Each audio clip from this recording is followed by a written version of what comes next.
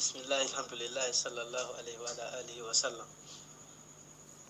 Ce lundi 17 juin 2024, jour de fête et de félicité pour la Oumma islamique, a été perturbé dramatiquement pour l'ensemble de la communauté de Madinatul Houda, car ils sont victimes d'attaques de la part de leurs cohabitants qui ont forcé le dispositif sécuritaire de la gendarmerie afin d'enjamber les fidèles en pleine prière dans la mosquée de la communauté du Fouladou, nommée Jami'ul Hamdi. En réalité, cette cité religieuse est le lieu d'affrontement à intervalles réguliers de deux communautés qui, jusqu'à une période récente de l'histoire du Sénégal, étaient un havre de paix et de pratique de la Tidjani. Cette cité a une histoire spécifique dont nous rappelons brièvement les grands axes afin de faire comprendre à l'opinion nationale et internationale ce qui se passe réellement dans cette localité et infirmer les déclarations de contre-vérité qui circulent. En 1918 fut créée Madina Al-Hadji Ali avec une forte communauté composée en grande majorité de Tidjane. Cependant, aucune ethnie ne peut se réclamer d'avoir islamisé les peuples, puisque le guide fondateur de cette localité, c'est Al-Hadji Ali, fait partie de la 4e génération de talibés Fouladunga, enseignés par Feu Samba Diouf Ogano au début de la colonisation. Au Fouladou, socialement et spirituellement, la conséquence la plus significative de la mise en place de l'administration coloniale fut la création de Madina Al-Hadji en 1918. Cette création précède la stabilisation définitive des frontières de la colonie du Sénégal vers 1920. Depuis cette création, les talibés ont fusé de partout dans la sous-région pour rejoindre cette cité religieuse. Ainsi, on nommait Mamadou Saïdou Ba, venu du Fouta, s'est rendu à Madina Al-Hadji en 1928, 10 ans après la fondation de la localité. Il fut accueilli à bras ouverts, accédant même à certains postes de responsabilité malgré la présence de hauts talibés du Fouladou tels que Alpha Mamatumba radiallahu anhu, tels que Tcherno Mohamedou Lamine Zoubayrou radiallahu anhu, Tcherno Mohamedou Djoulde Seydi radiallahu anhu, etc., etc. L'hospitalité accordée à Mamadou Saïdou Ba Foutanké dès son arrivée en 1928 jusqu'à 1978 n'a pas été rendu par ce dernier à la communauté Fouladunga. Jusqu'en moins d'une année, il a divisé la communauté en deux. Certains, épris de paix et de pratiques uniquement religieuses, ont préféré suivre les prédictions de feu Seyd Al-Hadji Ali, qui leur avait prédit la création d'une seconde cité religieuse au Fouladou. C'est pourquoi, pour respecter cette prédiction de Seyd Al-Hadji Ali, il faut suggérer à Mamadou Saïdou Ba, unique Foutanké du groupe composé de Fouladunga, d'aller vers Gounas Yel, presque près de l'actuelle cité de Madinatul Houda, pour créer la ville sainte de Madina Gounas. D'ailleurs, c'est la contraction de Gounas Yel et de Madina qui a donné naissance à Madina Gounas. Forêt touffue, d'alors avec toutes les difficultés écologiques, les Fouladunga ont accepté de lutter contre les difficultés naturelles, défrichement, construction de concessions, etc.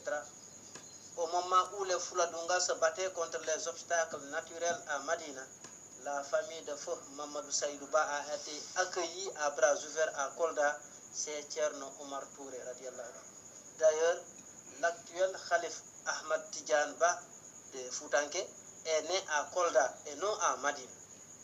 Hormis Mamadou Saïdou Ba, qui n'était qu'un figurant, aucun Foutanké ne peut se réclamer de la création de Madina Gounas. Depuis cette création en 1936, au nom de la cohésion sociale et de la Tidjania, nous avons subi toutes sortes d'exactions.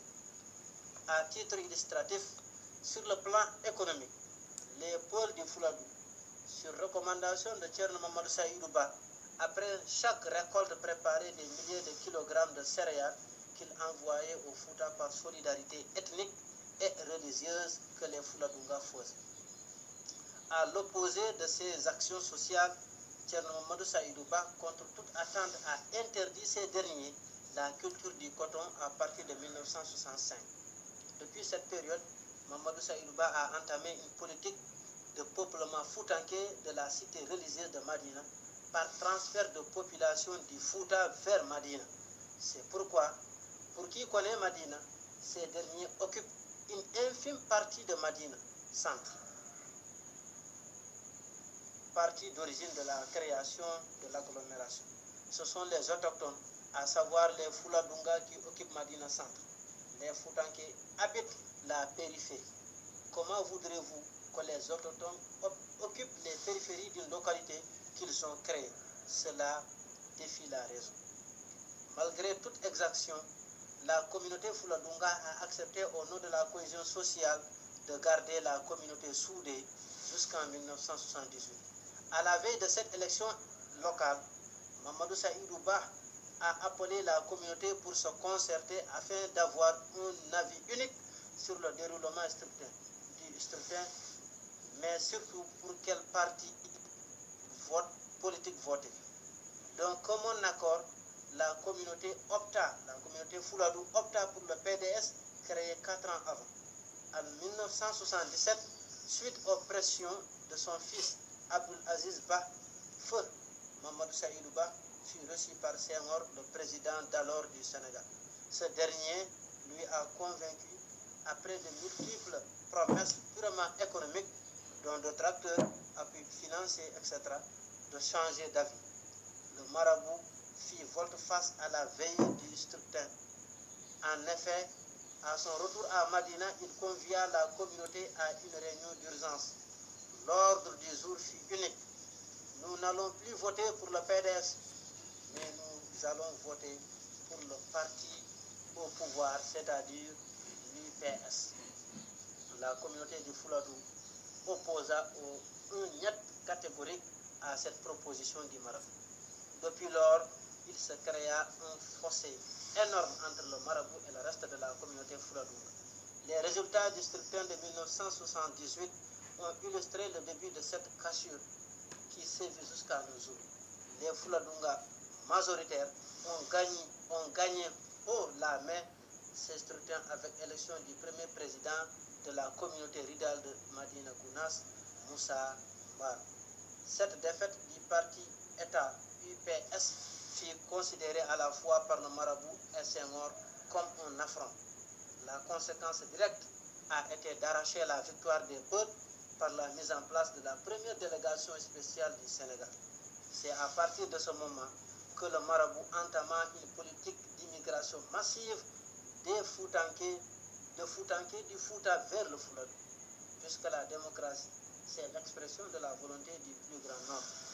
Cette jonction entre Mamadou Saïdouba et le parti État d'alors PS contre le Fouladou poussa les Fouladunga à rebaptiser le village Madinatul Huda, qui signifie littéralement la ville de la droiture.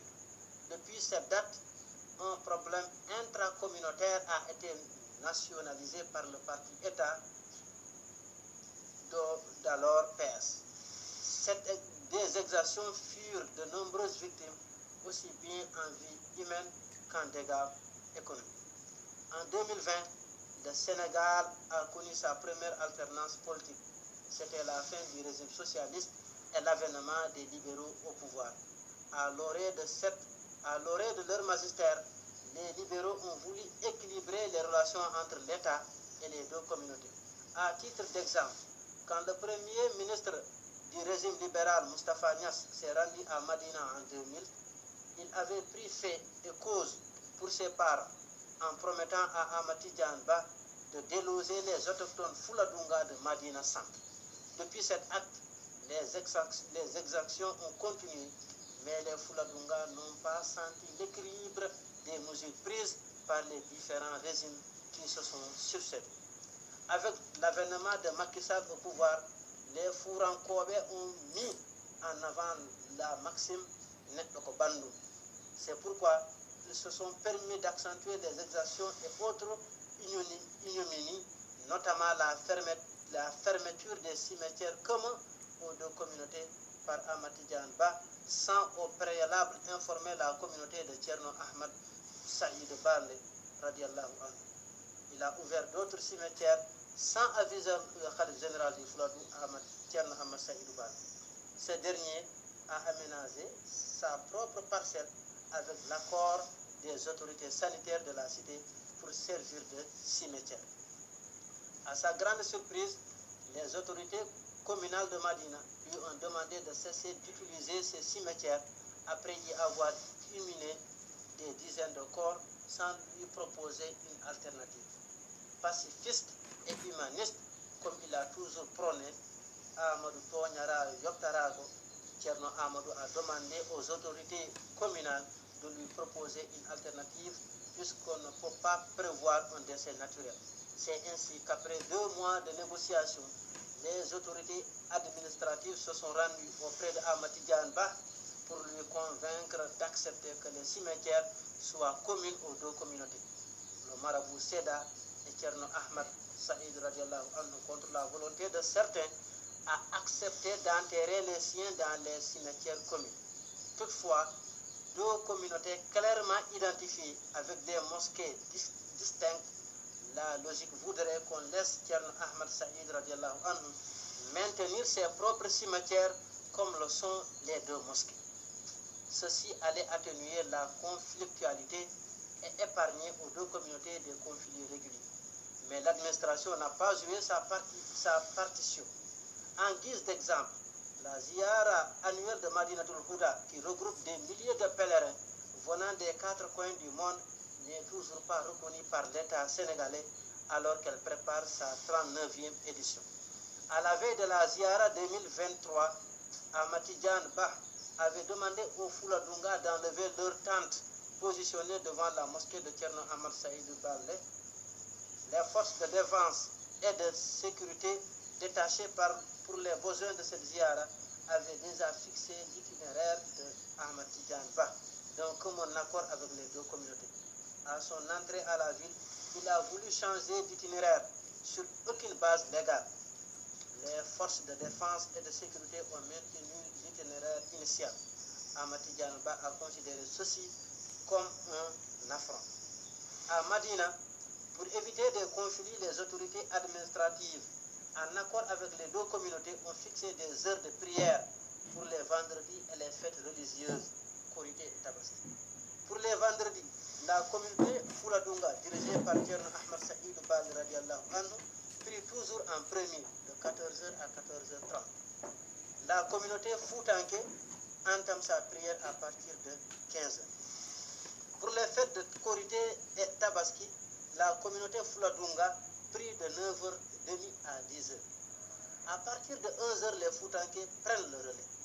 Pour cette année, Ahmad Tidiane Bah, pour créer des affrontements, avait minutieusement préparé les siens à attaquer les Fouladunga durant leurs heures de prière, puisque quelqu'un qui avait l'habitude d'aller prier à partir de 11h pour la fête de Tabaski était pour cette fois-ci sur le chemin du retour à 10h. À son retour, il a demandé aux forces de défense et de sécurité présentes sur les lieux d'ordonner aux Fouladunga d'arrêter leur prière sous prétexte que son cortège devait passer devant la mosquée Jami'ul Hamd. Les forces de défense lui ont demandé soit de changer d'itinéraire, soit de patienter jusqu'à ce que la communauté Fouladunga termine sa prière. Il a considéré cela comme un manque de respect. Après le retrait des fidèles Fouladunga, les forces de défense et de sécurité ont sécurisé Ahmad Tidiane Bah jusqu'à son domicile. Les attaques des Foutanké contre les biens, domiciles et boutiques des Fouladunga n'ont commencé qu'après qu'ils ont rejoint son domicile. Aucun bien du marabout Ahmad Tidiane Bah n'a été touché par les Fouladunga, source les forces de défense.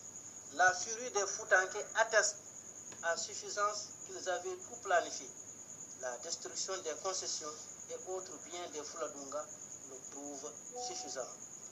Face à cette situation, Tcherno Mounirou Baldé, Khalif général du Fouladou, a promptement réagi. Il a appelé à ses almopés, ses talibés, disciples, de rester calmes et de ne pas répondre aux exactions de leurs cohabitants, comme l'a toujours prôné son frère Tcherno Ahmad Saïdou Baldé radiallahu anhu. Toutefois, les Foutanguais continuent de perpétrer des attaques dans les champs et sont en train de voler le bétail des Fouladonga. Ainsi, à l'attention de l'opinion nationale et internationale, nous, population des Fouladou, exigeons de l'État du Sénégal, du régime en place, de diligenter le plus rapidement possible une enquête indépendante pour situer les responsabilités très clairement et que logiquement les coupables soient punis et les biens vandalisés soient restitués. Fait à Kolda le 7 juin 2024 par la commission d'organisation de la ZIAR.